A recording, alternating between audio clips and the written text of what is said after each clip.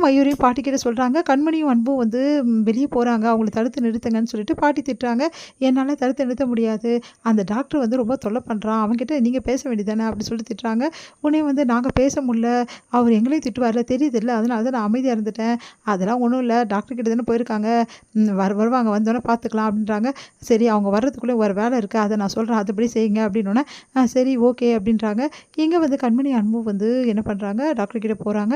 அங்கே கண்ணை டெஸ்ட் பண்ணிவிட்டு டாக்டர் சொல்கிறாரு, இவங்களுக்கு வந்து சின்ன பிரச்சனை தான், அதெல்லாம் சரியாயிடும், அதனால் இவங்களுக்கு மருந்து ஊற்றி நாங்கள் அனுப்புகிறோம், இந்த மருந்து ட்ராப்ஸை வந்து 2-3 வாட்டி போடுங்க சரியாயிடும்.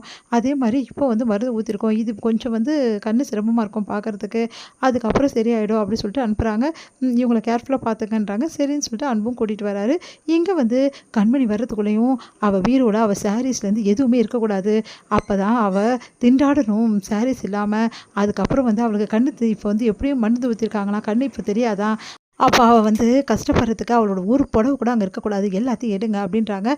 ஏன் பாட்டி அப்படின்னோடனே, பின்ன அவள் புடவை இல்லாமல் கஷ்டப்படட்டும், அப்போ தானே அவள் வந்து அருமை தெரியும், அவளால் துணி துவைக்கவும் முடியாது, அதே போல் துணி எங்கேன்னு பார்க்கவும் முடியாது, ரொம்ப வந்து கஷ்டப்பட்டுட்டு இருக்க போகிறா அப்படின்னோடனே, சரிங்க பாட்டி அவளை தவிக்க விடுறதும் நல்லா தான் இருக்குது, இதையே நம்ம செய்வோம், அப்போ தான் அவளுக்கு அறிவு வரும் அப்படின்னு சொல்லிட்டு, சரி நான் இப்போவே போய் அவள் துணியெல்லாம் மறைச்சி வைக்கிறேன் அப்படின்னு சொல்லிட்டு கபோர்டில் இந்த துணி கண்மணி துணி எல்லாத்தையும் எடுத்துன்னு போயிடுறாங்க.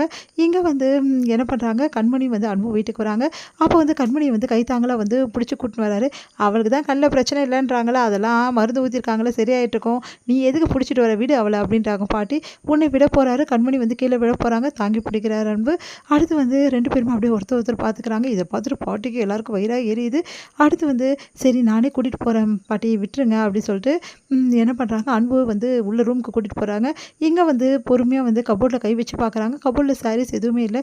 ஏங்க எல்லா சாரியும் நான் இங்கே தான் வச்சுருந்தேன், ஒன்று கூட இல்லையே, நான் எப்படி ட்ரெஸ்ஸை மாற்றிப்பேன், இப்போ நான் ட்ரெஸ் மாற்றுறதுக்கு எனக்கு ட்ரெஸ் இல்லையே அப்படின்றாங்க.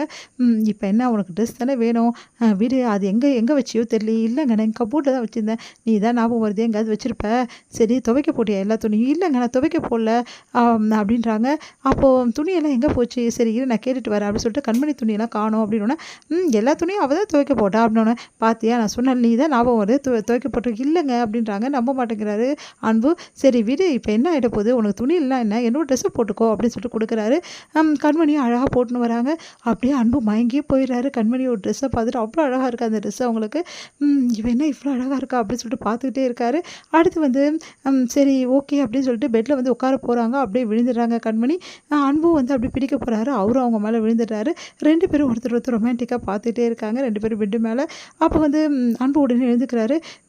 என்ன நினச்சிட்டு இருக்கேன், நீ உனக்கு ஒழுங்காக உட்கார தெரியாதா, நாங்கள் பண்ணேன், எனக்கு தான் கண்ணு சரியாக தெரியலங்க, மருந்து போட்டிருக்கேன்ல, நீ இப்படியே சொல்லிட்டு அப்படின்னு சொல்லிட்டு இங்கே பாரு ஒழுங்காக பெட்டில் படுத்து தூங்க அப்படின்னு சொல்லிட்டு போகிறாரு. ஒரு நிமிஷம் நில்லுங்களேன் அப்படின்றாங்க.